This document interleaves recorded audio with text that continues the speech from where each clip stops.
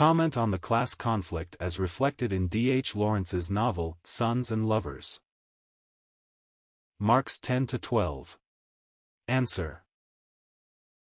D. H. Lawrence's Sons and Lovers is the model and precursor among the proletarian novels in English literature.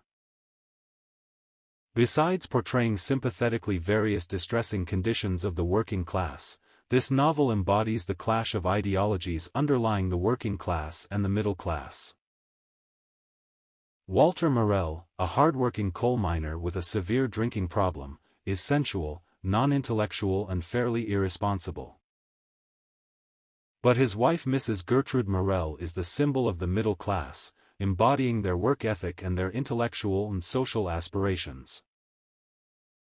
Their differences in the initial days of the marriage seemed rather thrilling and adventurous, an attraction that was irresistible, and had a pull on the two opposites. However, this bliss of togetherness has not lasted long to keep their marriage going. Mrs. Morel becomes more conscious of her superior class than that of her husband. She was a girl interested in reading and longed to have constructive arguments on religion, philosophy, and politics with an educated man. Therefore, she now begins feeling Mr. Morel as not the right partner for her. Mrs. Morel's Burgess sensibility makes her different from the other women in the community. This is made evident in the first chapter itself when the narrator says, having an end house, she enjoyed a kind of aristocracy among the other women of the between houses, because her rent was 5 shillings and 6pence instead of 5 shillings a week. This is supplemented by the fact that she has only one neighbor and an extra strip of garden on the side of the house. She also shrinks from the first contact with the women at the bottoms, the dwelling location of the coal miners, and also from the unsavory lifestyle they are forced to adopt. Again, she prefers solitude rather than gossiping with the stay-at-home mothers. In the wake of the 20th century, many of the working-class women began to venture out of their homes and organize themselves into groups which would meet at regular intervals to share their experiences and various issues. In the case of Mrs. Morel, it becomes one of the ways through which she keeps her connection with her middle-class origins. For example, Mrs. Morel joins Women's Guild when her children are old enough to be left at home.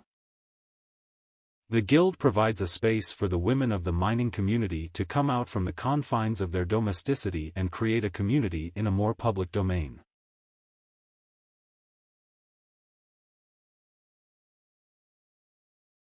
In the first part of the novel, a picture of Mrs. Morel is carefully built up as the responsible one in the family whom the children look up to in wonder and admiration.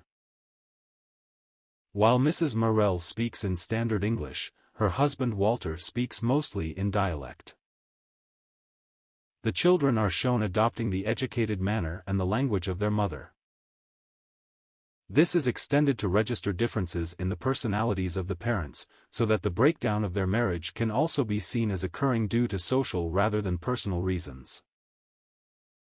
Scott Sanders sees these social differences being translated into ideological, moral and psychological terms in that the wife is responsible, aware of obligations bearing the reformer's burden.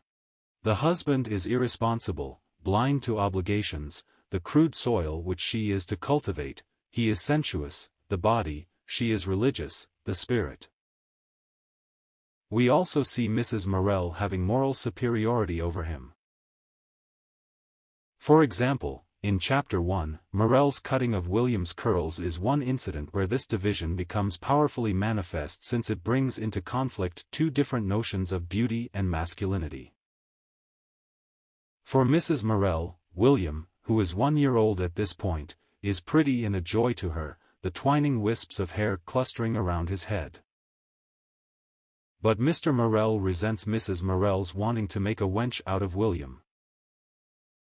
The subsequent quarrels between them distinctly indicate the unbridgeable gulf of two different social classes and ideologies between them. Thus, the staid social conventions of Lawrence's age are illuminated in most of his novels, particularly in Sons and Lovers. Here the issues of rigid class structure and imposition of strict traditions are addressed and confronted. Crossing class lines and reaping the retribution which such an action entailed in Lawrence's day is one of the thematic threads woven into the fabric of this novel, lending it depth and high seriousness. The novel's durability, over time, has served as a testimony to the universality of the social mobility theme. Finished. Please subscribe to the channel for more updates of ready-made notes on English literature. Also, please share this channel to help any student pursue a degree in English literature. Please do not forget to subscribe, like and comment.